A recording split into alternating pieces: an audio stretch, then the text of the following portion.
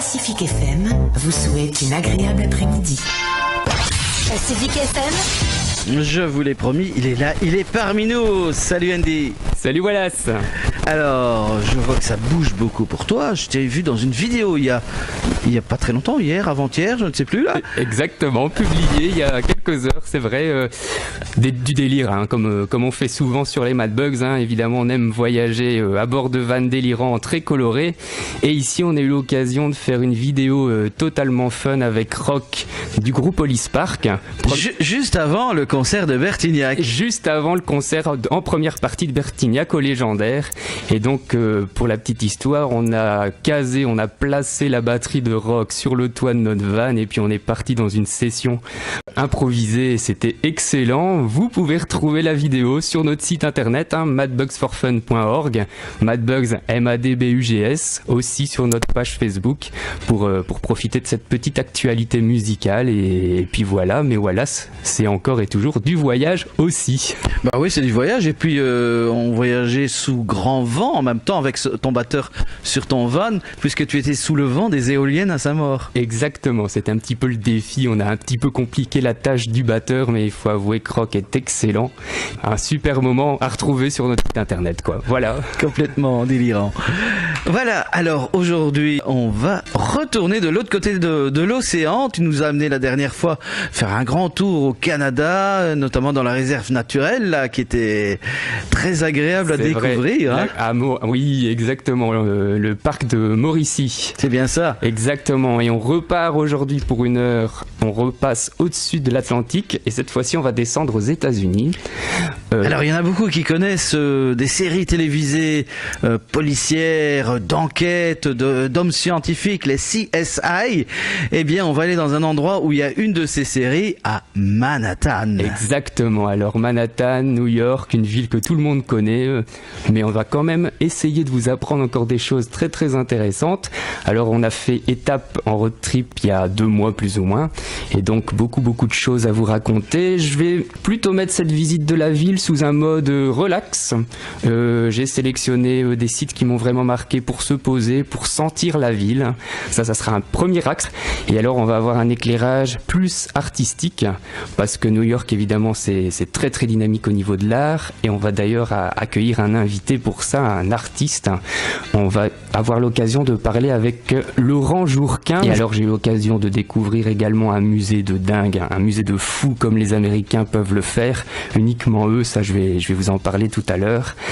Et je vais essayer de terminer, si Laurent nous laisse le temps, parce que je sais qu'il y a beaucoup de choses à nous expliquer, à nous raconter au niveau artistique sur New York, mais je vais essayer de terminer avec une petite croisière en bateau, toujours relax, croisière en bateau autour de l'île de Manhattan. Voilà.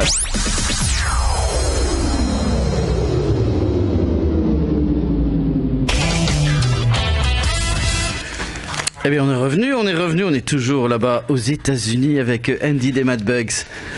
Yes, on continue. Alors là, je vais vous parler d'un truc extraordinaire. Ça, c'est vraiment, on va faire une pause spéciale. Alors, pas d'architecture, pas d'art, mais là, on va partir dans un musée incroyable.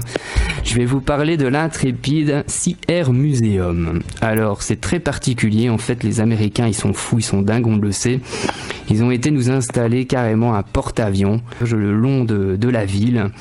Et voilà, on a un porte-avions de la Deuxième Guerre mondiale qui est planqué là. Et on a l'occasion de visiter et de pouvoir aller dans la cabine et de voir un petit peu comment ça se pilote. Et en plus de voir une collection extraordinaire d'avions. Donc ça s'appelle l'Intrépide Sea Air Museum.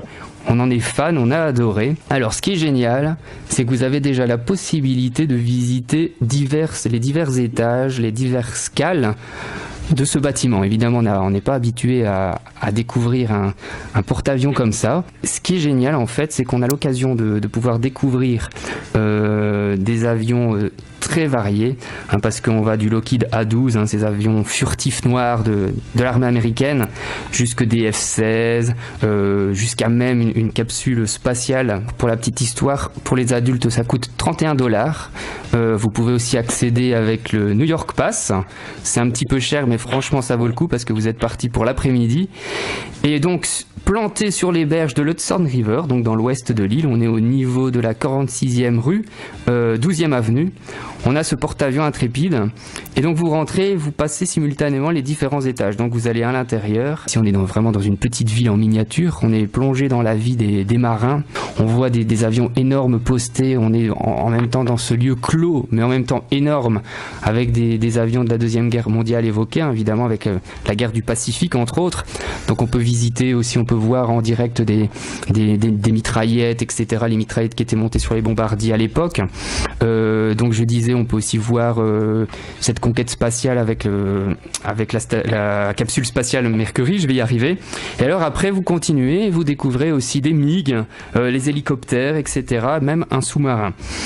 Alors vous montez comme ça simultanément tous les étages jusqu'à arriver au point supérieur, au pont supérieur du navire. Et là c'est génial. Donc là vous avez déjà premièrement une vue incroyable sur New York. Donc vous postez sur ce bâtiment improbable dans une ville et vous pouvez profiter de tous ces buildings, hein. On peut voir la Freedom Tower au loin. Et alors vous avez une collection d'avions posés là comme ça sur ces pistes. On se rend compte de la taille, on imagine le bruit et alors on peut profiter de la multitude de types d'avions. Il y a des avions très très colorés. Évidemment les Américains ont le chic pour y mettre des activités et de l'énergie, hein. Vous pouvez écouter de la musique, etc. Et après sur le côté vous pouvez accéder aux cabines. Et là vous avez des guides, hein, souvent des anciens combattants qui parlent d'ailleurs avec beaucoup de passion d'une partie de leur histoire, hein. Ils peuvent presque en direct vous apprendre à piloter cet engin énorme. Et évidemment toujours avec cette extravagance américaine, et c'est vrai tout ça est maintenu en état et voilà, c'est vraiment une découverte extraordinaire. Et en plus on a la cerise sur le gâteau, ces Américains ont eu le culot de ramener carrément la navette spatiale sur l'arrière du bateau. Exactement. Et on peut toucher. Donc on rentre, on accède sur la partie arrière directement et on accède à cette navette, l'Enterprise. Et donc c'est mieux qu'à l'Eurospace Center. Là on peut pas toucher. Ouais, là on est sur une autre dimension, hein. Pardon pour l'Eurospace Center, mais c'est vrai que là c'est voilà, on a la vue de la ville, on a l'Hudson River, on a le bateau, on a la navette, on a tout. Donc on prend son pied un maximum. Et donc on a l'occasion de voir cette navette en réel, de passer près de la cabine. Donc de se rendre compte un petit peu de cette vie d'astronaute. Et alors on a la conquête spatiale qui nous est comptée, les grandes missions évidemment effectuées avec cette navette, hein. J'ai en tête vraiment cette restauration du télescope Hubble, ce grand télescope pointé, placé dans l'espace pour nous ramener des images incroyables justement de cet univers qui nous entoure. Et on goûte. Alors un petit coup de cœur aussi, ça c'est peut-être le côté européen, voilà, c'est que quand on redescend de l'avion, sur la gauche, on a quand même le Concorde, donc on peut profiter quand même de la technologie et de toute l'inventivité européenne dans cet univers 100% US. On a quand même ce Concorde, donc voilà, donc l'Intrépide Sea Air Museum, vous voyez que ça m'a emballé. En tous les cas, je vous le conseille. Vraiment, c'est vraiment passionnant. On peut rester 2 heures, 3 heures. Voilà, vous pouvez même rentrer dans des hélicoptères.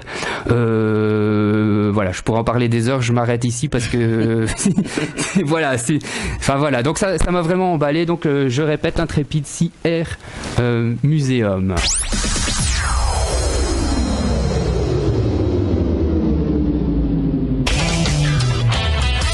Je vais commencer une dernière partie quand même. J'ai parlé de 4 lieux vraiment relax. Et là, je vais sélectionner vraiment 4 lieux, 4 panoramas absolument pas ratés sur Manhattan. Je vais commencer vraiment par le pont de Brooklyn. J'en ai évoqué très vite un mot tout à l'heure. Le pont de Brooklyn, en fait, j'ai eu l'occasion de le découvrir aussi de nuit. Et je vous le conseille. Ce qui est bien à New York, hein, c'est que même à 3 heures du matin, même sous la pluie, vous pouvez prendre le taxi, ça dort jamais, vous pouvez foncer. Alors moi je vous conseille, allez sur le pont de Brooklyn et allez profiter de la ville, de jour et de nuit. Pourquoi ? Parce qu'en fait, justement, la géographie du pont, elle est placée vraiment dans la partie sud de l'île, hein, où on a vraiment le quartier de Wall Street, on a vraiment tous ces buildings d'une hauteur folle.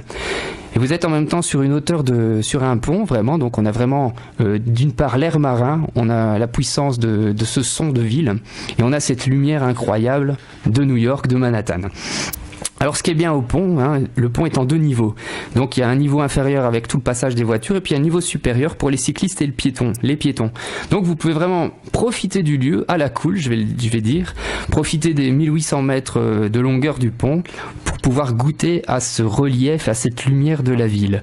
Moi j'ai un souvenir très fort où justement j'avais été à 3h du matin et voilà, c'est un grand moment. Un panorama intéressant, aller sur le pont de Brooklyn et profiter du point de vue. C'est impressionnant quand même, quand on voit les photos sur internet, on voit tous ces fils-là, les arcades en pierre, ça fait chaud. Ah, c'est clair, c'est impressionnant. Et tu sais, voilà, s'il a fallu 14 ans pour construire ce pont. Tu te dis vraiment il fallait être motivé, c'est vrai, il faut avouer il est super beau. Donc foncez, allez-y, c'est mythique, c'est classique, mais voilà, il y a des choses on peut pas rater. Ça c'est le pont de Brooklyn. Alors j'avais envie d'évoquer aussi deux panoramas extraordinaires qui sont l'Empire State Building et le Rockefeller Center. Je vais les garder pour après un petit morceau, mais je vais passer aussi sur un petit cadeau. Là, j'ai fait une grande découverte, ouais, un gros cadeau même. Un panorama vraiment unique.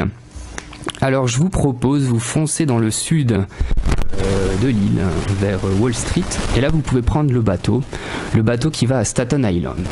Alors c'est beaucoup plus bas ça. Voilà, c'est l'île en fait, 5e arrondissement en face, donc vous profitez de la baie de New York, et ce qui est intéressant c'est que le bateau est gratuit. Donc, bon ? Oui, donc il faut en profiter, incroyable. Il faut foncer. Donc c'est ces bateaux orange typiques, et donc vous prenez le bateau et vous descendez vers Staten Island. Alors ce qui est intéressant sur cette île, déjà c'est très beau, et puis ce qui est intéressant c'est qu'il y a beaucoup moins de monde sur l'île, mais ce qui est surtout super c'est qu'il y a un stade de baseball, et le stade de baseball est hyper bien positionné avec l'ouverture positionnée vers la baie et vers Manhattan. Alors ce que je vous invite à faire vivement, c'est d'aller sur Staten Island et essayer d'aller profiter d'un match de baseball sur place.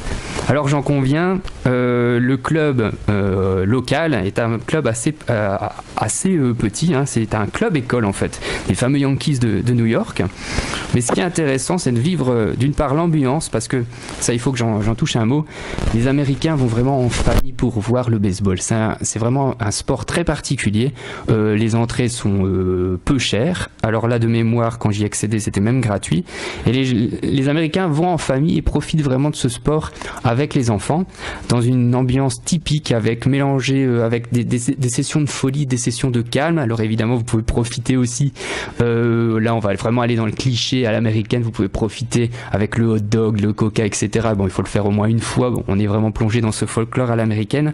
Et puis ça c'est plus intéressant, vous avez Manhattan, la baie de Manhattan en face de vous, tout en regardant votre match. Et là il suffit d'aller voir un match en fin de journée le soir, et là la magie opère. Vous avez la nuit qui tombe, les lumières de Manhattan qui s'illuminent, et là vous avez toute la grandeur et toute la folie de Manhattan en panorama qui s'inscrivent en face de vous, avec l'ambiance du baseball et la folie de Manhattan, les lumières de Manhattan en face. C'est vraiment un lieu que j'ai adoré. C'est à vivre, c'est une autre façon de voir Manhattan, un autre panorama. Voilà, c'est un petit cadeau de cette petite partie Wallace, l'île de Staten Island.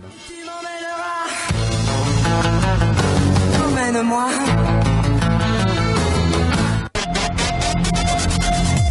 Laura et ses chroniques zen tous les mercredis vers les 16h30 dans BYP. Les chroniques zen, esthétisme, beauté, voici vos conseils avec une professionnelle.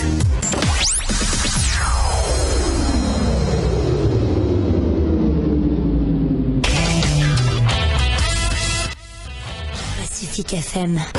Pacific FM. Ah, BYP, on est toujours à Manhattan aux USA avec Andy des Mad Bugs et Laurent Jourquin qui lui est à Bruxelles. Exactement, dans son atelier justement. Alors c'est bien, je suis content parce qu'après Greenwich Village, on va monter légèrement sur Manhattan et on va tracer sur Chelsea, c'est un autre quartier, en compagnie de Laurent. Tu es là Laurent ? Oui, tout à fait, je suis lundi. Alors Laurent, tu as eu l'occasion de découvrir un petit peu l'art du côté de Chelsea.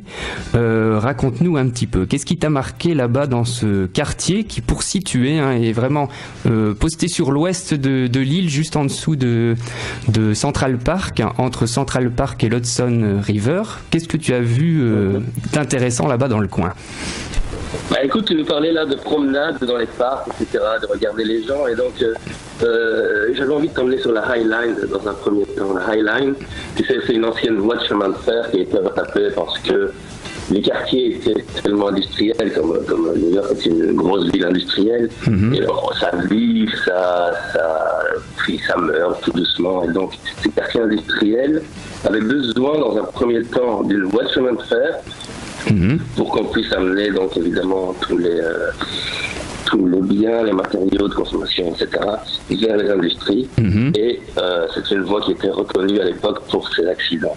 À partir de là, la voie de chemin de fer était élevée à 10 mètres du sol, et progressivement, les camions ont malheureusement pris la place du train parce que le train ne pouvait pas amener les biens sur les portes des entreprises. Donc le train a disparu, les camions ont pris sa place, et tout doucement, la High Line a failli être détruite.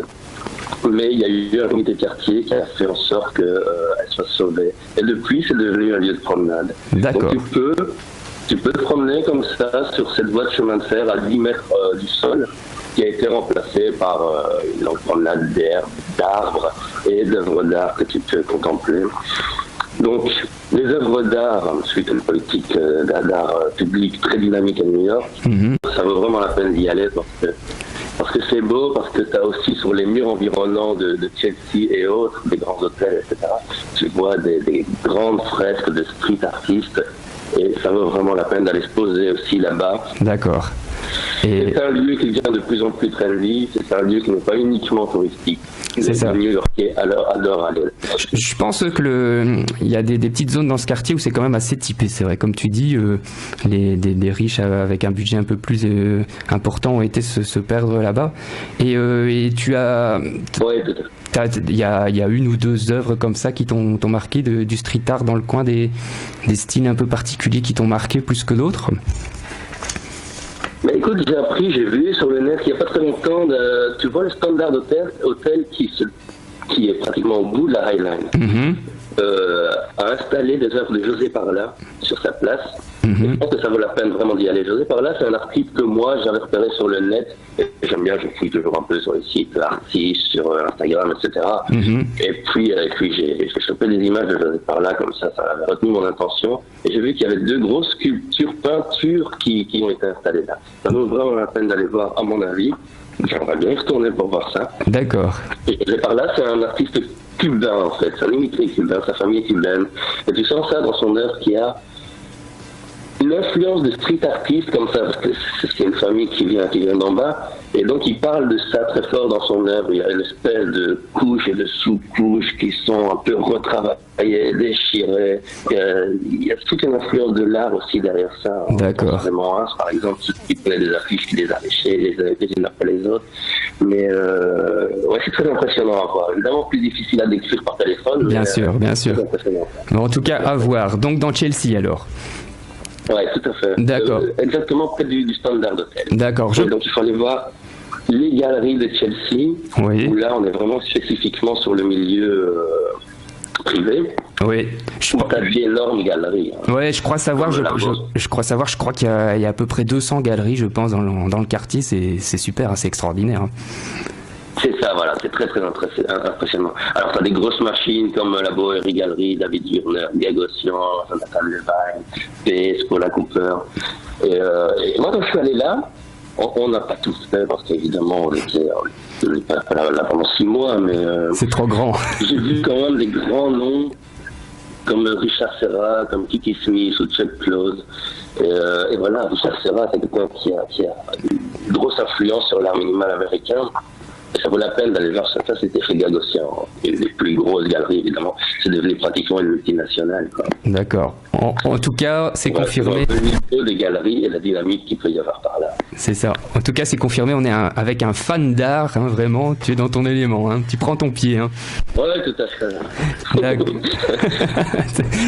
Tu as un autre endroit ou d'autres artistes que tu as envie d'évoquer ici, là, tout de suite? Peut-être j'aurais aimé te parler un peu de Kiki Smith ou Chuck Close que j'ai vu sur place. Oui. Te décrire un peu ça, je sais pas si ça vaut la peine. Si tu as envie, je vais te parler de ça. En 2 mots, fais-nous découvrir des nouvelles choses. Je connais pas du tout ces artistes-là. Enfin, vas-y, dis-nous. Mais Chuck Close, c'est un hyper réaliste en fait, qui a fait du portrait. C'est un Américain qui a fait du portrait hyper réaliste en très très grand format et donc très très impressionnant. C'est un type que j'ai vu par exemple en documentaire. C'est un type qui est en chaise roulante et tu le vois dans son atelier comme ça faire ses immenses formats. Avant de faire une petite pause, ce que je te propose, c'est de discuter très rapidement d'un autre lieu qui m'a marqué. On va repasser à de l'art un petit peu plus tard. Et moi, je souhaiterais parler justement aux auditeurs de l'Union Square. Ça, c'est mon 3e lieu vraiment relax que je vous propose. L'Union Square, c'est tout à fait particulier. C'est pas un parc justement avec cette nature dont j'ai parlé avant. On est plutôt dans une place. On monte un petit peu. Et en fait, ce qui est très particulier à ce lieu, c'est que c'est justement le lieu incontournable de New York pour la contestation. Il y aura beaucoup de choses qui se disent là. Exactement. Quand vous avez une manifestation, une contestation, une réunion publique, patriotique, vous foncez à Union Square, c'est obligatoire. Pourquoi? En fait, c'est historique. D'une part, c'est parce qu'il y a beaucoup c'est très facile d'y accéder via le métro et les transports en commun. Donc, évidemment, pour amener les foules, c'est très pratique. Et puis, historiquement, en fait, tout a commencé là en 1861. En fait, historiquement, c'est les débuts de la guerre de sécession.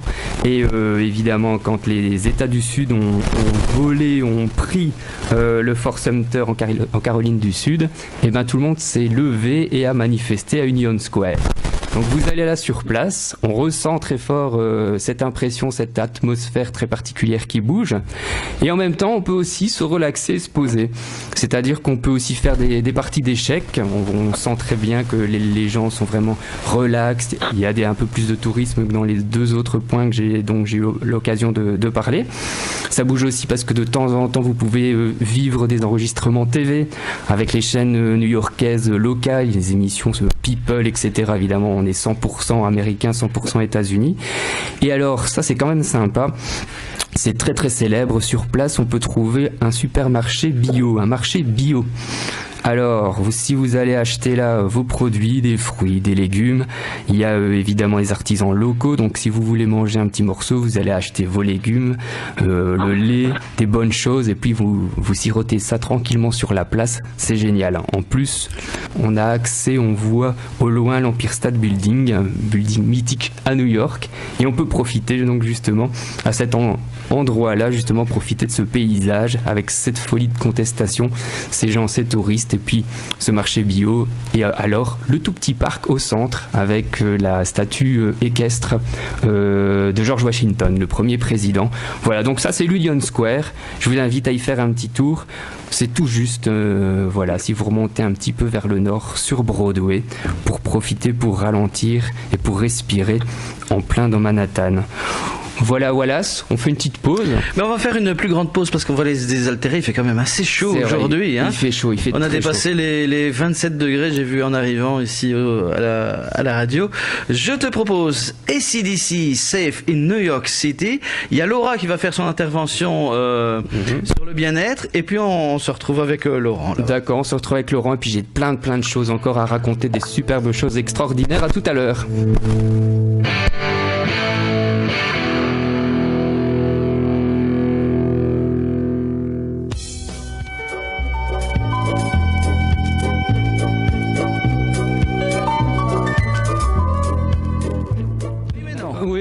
Des fois j'ai des petites envies comme ça, on repasse les ponts et puis voilà. Non, j'ai envie de repartir dans le centre de Manhattan avec un autre endroit relax que j'ai adoré. Ouais. Alors je suis fan du Flatiron Building. Alors, qu'est-ce qu'il a de spécial? Oh, t'as sûrement déjà entendu parler, on a vu ça dans les films, dans Spider-Man. Flatiron Building, ouais. C'est un bâtiment ultra plat en forme de fer à repasser, très particulier. Et en fait c'est un endroit que j'invite vraiment les auditeurs à s'y rendre pour se poser, pour profiter de la population. Flatiron Building, c'est assez incroyable. En fait, vous le savez, à Manhattan, les rues sont rectilignes. Seulement, il y a quand même cette Broadway mythique qui traverse toute l'île du sud au nord, mais de façon complètement diagonale. Ce qui fait qu'à certains endroits, l'alignement vraiment à angle droit de ce plan rectiligne, il est faussé.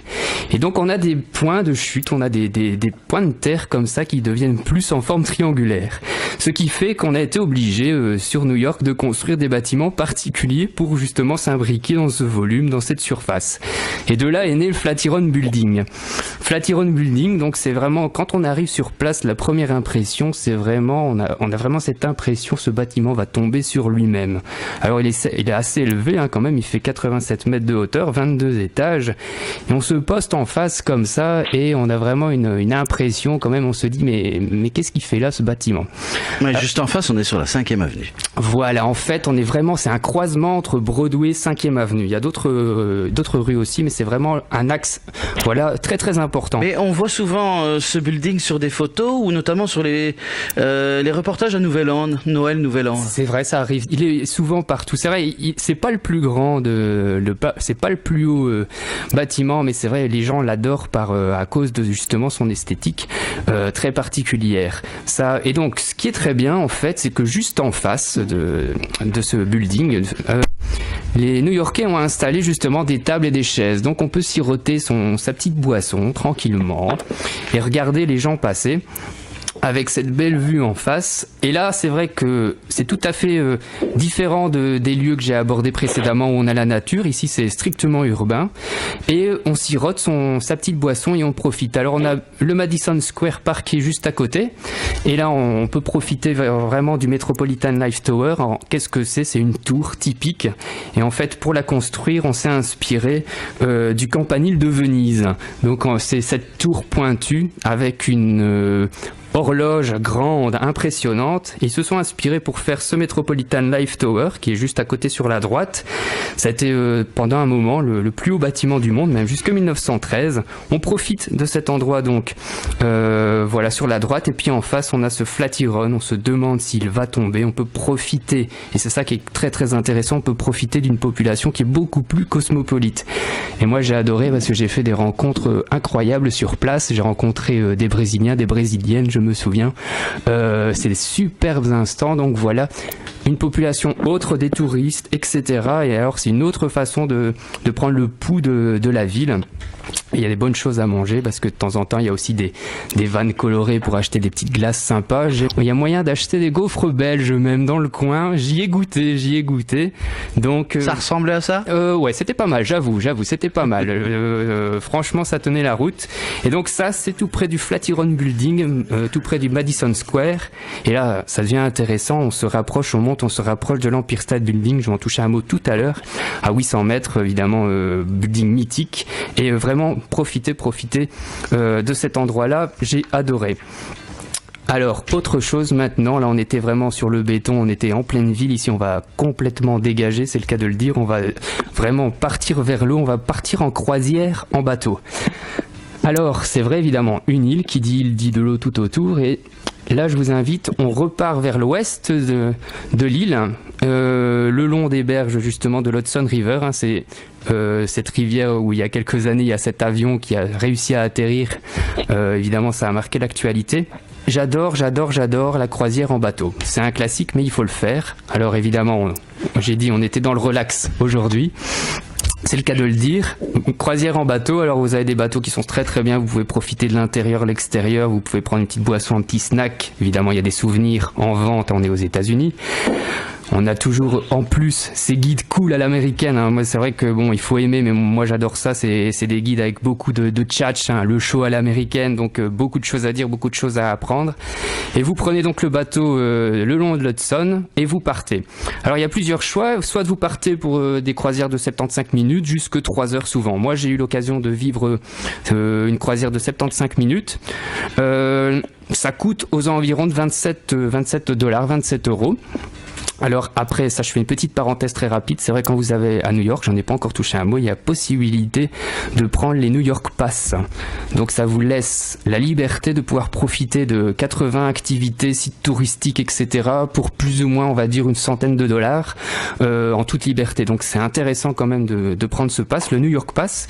Mais donc sinon, donc vous prenez par exemple la croisière en bateau 75 minutes, 27 € et vous partez. Départ Hudson River. On est aux environs de la 12e avenue, à hauteur de la 42e, 43e rue. Et là, vous descendez jusqu'à la pointe sud de Manhattan. Alors là, vous profitez évidemment, là c'est Wall Street, Financial District. Et juste avant, on a aussi Battery Park. Battery Park, c'est historique aussi, j'en touche un petit mot. C'est un parc comme son nom l'indique, mais tout un temps c'était un fort. Quand les Hollandais d'ailleurs sont arrivés sur place, ils ont bâti ce fort. Et évidemment, le lieu était stratégique parce que tout en face, on a cette baie new-yorkaise avec la Statue de la Liberté. Donc évidemment, c'était stratégique pour placer les canons, donc c'est pour ça qu'ils ont appelé cet endroit le Battery Park. Et je crois, voilà, si t'as envie de toucher un petit mot sur l'histoire de Manhattan, il y a quelque chose d'intéressant là. Mais il faut savoir qu'à cette époque-là, les Hollandais, nous étions Hollandais. Exactement, oui, c'est vrai ça en plus. C'était les Pays-Bas ici. Alors, ce qu'on peut vous dire, c'est que Manhattan a été colonisé en premier par un fils de Tournésien, Cocorico, qui s'appelait Pierre Minuit. Alors donc la colonie qu'on a appelée la Nouvelle Amsterdam est naquie officiellement le 24 mai 1626, ça fait déjà un bail, par Pierre Minuit.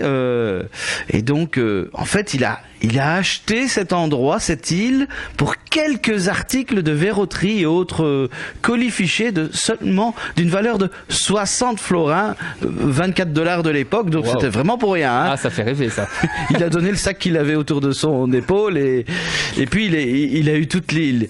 Alors Pierre Minuit était le fils de calvinistes de Tournai, et naturellement ces calvinistes n'ont pas pu rester à Tournai, et il est parti, ses parents sont partis s'exiler sur le bord de l'Allemagne, en Rhénanie exactement. Enfin, Cocorico pour nous, c'est un descendant de Tournaisien. Waouh, donc il n'y a pas que des road trippers tournaisiens à l'heure actuelle, il y avait aussi des aventuriers à l'époque alors. Génial. Exactement. Merci Wallace. Je continue, petit tour, donc en croisière, en bateau, on descend le long de Manhattan vers le sud. Donc on passe Battery Park, et puis évidemment là on a vraiment cette vue extraordinaire de Manhattan en face de nous, avec le Wall Street en vue, et puis très rapidement, on a d'une part sur la droite, on a évidemment la Statue de la Liberté, mythique. Donc là tout de suite on a les images qu'on a tous dans nos têtes avec ces paquebots qui rentrent dans la baie, et puis on a les migrants aussi qui arrivent très vite. On a Ellis Island ici tout près, et on continue, et là on arrive avec les premiers ponts, le pont mythique absolu, le pont de Brooklyn. Là je pense je vais retrouver Laurent. Laurent, tu es là toujours? Je suis toujours là. Oui, donc je reviens vers toi parce qu'on arrive sur le pont de Brooklyn. J'en toucherai un mot tout à l'heure, mais donc évidemment, comme son nom l'indique, on prend le pont et on se dirige vers Brooklyn. Et je pense tu as quelque chose d'intéressant à nous apprendre au niveau artistique sur Brooklyn. Dis-nous tout. Mais oui, là j'avais envie de t'emmener dans le quartier appelé Bushwick, qui est au centre de Brooklyn et qui est intéressant pour street art en fait. Bushwick, c'est aussi un peu comme la High Line finalement dont on parlait tout à l'heure. Un quartier qui est industriel à la base et qui a beaucoup souffert ensuite. Donc c'était essentiellement des brasseries qui sont parties par la suite. Et ce quartier a connu ensuite du crime et de la prostitution essentiellement. Dans les années 70, il y a eu 3 jours d'émeute et le plus grand incendie que New York ait connu jusqu'en septembre. En fait. Et donc ensuite, les Latinos ont débarqué, se sont installés. Et puis ensuite, ce sont les artistes et les hipsters qui ont suivi, parce que comme toujours, un peu comme l'histoire de Berlin, par exemple, ou d'autres villes, quand les loyers sont pas chers, les artistes s'installent, et puis ensuite, ça s'embourgeoise un peu, et puis les investisseurs arrivent. C'est ce qui est en train de se passer maintenant. D'accord. Mais par contre, avec les artistes, il y a eu une grosse politique il y a des collectifs qui se sont installés et qui ont fait des appels à projets pour les artistes internationaux, pour qu'ils viennent et pour qu'ils aient des murs à leur disposition. Donc c'est vraiment une galerie à ciel ouvert, ce quartier, et c'est assez merveilleux. Tu peux trouver plein d'images sur le net. Tu vois des artistes comme l'anglais Banksy, comme l'italien Blue, les américains, je sais pas, Story Above, et le belge Roa, par exemple. Ah, il y a même des petits Belges qui traînent là, comme ça en passant. Et il y a au moins un petit belge, oui. Et Roa, c'est pas le moindre. Hein, parce que Deuxième cocorico là. Tout à fait, deuxième Cocorico. À Belgique, à New York. Yeah. et donc n'hésite pas à chercher des images de ce quartier, entre autres. D'accord. Aussi de l'œuvre de Roa, parce que ça vaut la peine. D'accord, rappelle-nous le nom du quartier. Le Bushwick. D'accord, donc en tout cas... Et apparemment, si oui. vous allez par là, n'hésitez pas à aller dans la pizzeria Roberta's, qui est internationalement reconnue pour être une pizzeria bio. D'accord. Ils ont leur propre jardin sur la plateforme du bâtiment, en fait. Ok, d'accord, waouh, ben, merci pour le petit tuyau, Laurent. Avec plaisir. Génial. On quitte Brooklyn, on repart sur le fameux pont, on va retrouver mon petit bateau là pour la croisière très vite. Donc évidemment on a le pont de Brooklyn. Souvent donc quand vous êtes en bateau, vous passez sous le pont, évidemment ça donne la possibilité de faire des photos extraordinaires et vous continuez par longer l'East River. Donc là on est vraiment sur l'est de l'île. Et là, vous avez l'occasion de passer d'autres ponts. Il y a aussi le bâtiment de l'ONU aussi. Donc voilà, c'est des petites images qu'on voit très souvent sur notre télé. Et après, on a l'occasion donc de retracer vers le sud et de retrouver donc la Statue de la Liberté et Staten Island toujours tout en face. Voilà, donc c'est une croisière qui prend donc 75 minutes. Et voilà, je vous la conseille parce que ça vaut vraiment le coup d'être vécu. On fait une petite pause, Wallace ? Petite pause, des petits messages et puis Monsieur Serge Gainsbourg. Vous écoutez Pacific FM à Tournai sur 95.1. Biwapi, avec Andy des Mad Bugs, on voyage de l'autre côté de l'océan, aux États-Unis, à Manhattan exactement. On a déjà pas mal voyagé sur l'île de Manhattan. Eh bien, on va continuer. On est accompagné de Laurent Jourquin, naturellement. Eh oui, exactement. On était à Chelsea, et puis là, on va rester plus ou moins dans le coin. Laurent, tu es là ? Oui, toujours là, lui. Alors, je pense que tu avais envie de nous parler du Whitney. Dis-nous-en un petit peu plus. Qu'est-ce que c'est le Whitney ? Oui. Un peu plus du Whitney Museum que des autres musées, parce que le Whitney, tu m'entends toujours bien ? Ouais, je t'entends bien, on t'entend bien. Le Whitney a une politique qui est un peu différente des autres. Le Whitney a été refait il y a quelques années, il a déménagé, et son architecture, si elle n'est pas extraordinaire de l'extérieur, elle a été pensée à l'intérieur pour que les artistes s'amusent. Et donc on invite des artistes émergents, des artistes qui vont grandir encore, et plutôt que d'avoir une espèce de cube noir avec du marbre au sol, t'as vraiment des cimets, du pain, donc des poutres en pain qui peuvent être déplaçables, qui peuvent être enlevées, pour que les artistes puissent utiliser un peu le lieu comme ils le veulent. D'accord, ah oui. Et ça, c'est assez fantastique. Et donc, il y a une vraie dynamique de musée là. Donc ici, on est vraiment dans de l'art contemporain. Et c'est vrai, à t'entendre par rapport au Guggenheim, le Metropolitan, t'es pas fana, on va dire. Écoute, ça vaut la peine d'aller voir, hein, quand tu as envie de voir des grands artistes qui ont déjà bien réussi. Oui, ça vaut la peine, mais si tu cherches à trouver une autre dynamique, voir ce qui se crée, une émulation naissante comme ça, ouais, c'est mieux d'aller au Whitney. C'est ça, ok. Intéressant en tout cas. C'est vrai que moi j'avais eu l'occasion de faire le Guggenheim et j'avais été plus emballé par l'architecture du lieu, hein, avec cette architecture typique en spirale comme ça, que c'est vrai que les expositions à l'intérieur, on a un petit point commun là-dessus en tout cas. Je pense que je suis d'accord. Le Guggenheim, j'avais eu un peu cette même impression. Oui, je suis allé voir évidemment, c'était le futurisme italien à l'époque.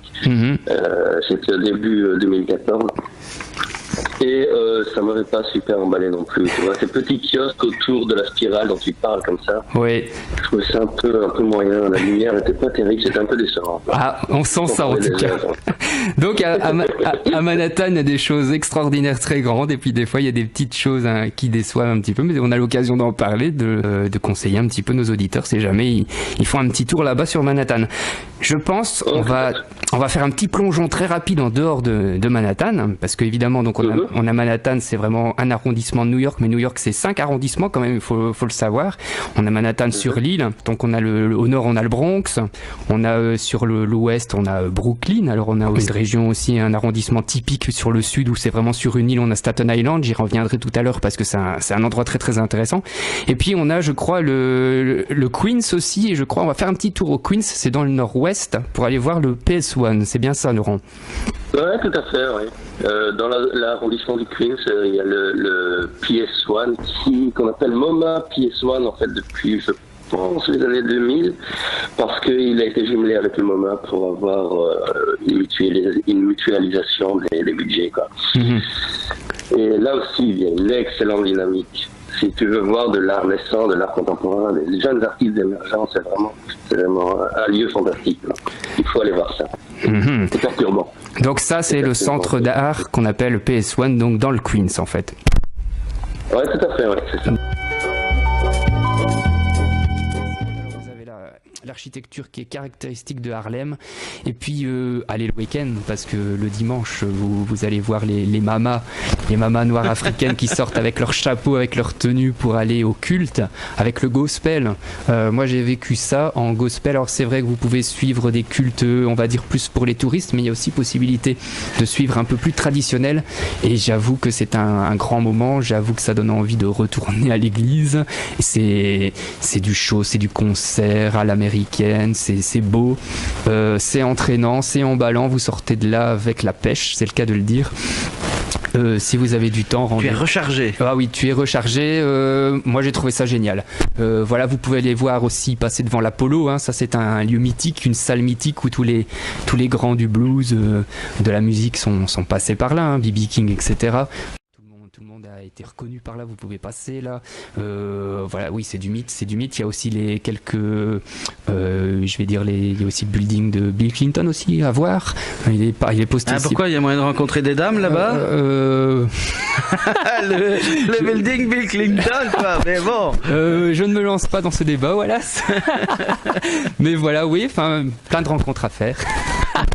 Alors, il y a notre quartier quand même assez hot, on va dire, le Bronx. Est-ce que c'est toujours la zone là? Oui, alors attention, il faut quand même avouer, il y a le nord du Bronx qui est assez éloigné, où celui-là il est sûr, où c'est très nature, où ça vaut le coup. Par contre, c'est vrai, il y a la partie sud qui s'améliore, il faut avouer. Alors moi je suis pas retourné ici il y a 2 mois, j'ai pas refait un tour là, moi j'ai des souvenirs d'il y a 2 ans et demi, 3 ans. C'est vrai que même si ça s'améliore, le quartier est encore un peu chaud. Alors moi j'ai le souvenir d'avoir pris le métro pour aller à Harlem justement. Sauf que j'ai raté mon arrêt, donc j'ai traversé le métro passe sous l'eau et donc se retrouve dans le Bronx. Et c'est vrai que c'est assez chaud. Allez-y, mais alors en plein jour. Restez pas trop longtemps, c'est un peu chaud. Voilà. On voit les crosses qui dépassent des poches, des choses comme ça. Ça m'a marqué. C'est des airs hagards. Exactement. Voilà, dans la population, dans les métros, vous voyez que petit à petit, quand vous montez vers le nord de l'île et que vous passez après, la population change tout doucement. Et là, ouais, vous sentez la différence. Et c'est assez typique. Voilà, ça c'est mon expérience d'il y a 2 ans et demi, 3 ans. Je sais que ça évolue. Il faut voir là à l'instant T, mais voilà ma dernière expérience. Tu me prends comme ça à froid, mais voilà mon expérience sur le Bronx. C'est ça la radio. Merci Andy, merci pour ce trip dans New York, Manhattan, Brooklyn et le Bronx, Harlem et tout quanti. Avec un grand plaisir. J'ai vraiment un grand plaisir à venir parler de nos étapes road trip des Mad Bugs ici sur Pacifique. Et voilà, ça très vite. Hein, pour une nouvelle étape. Hein. Merci, bon été à tous. À bientôt, salut.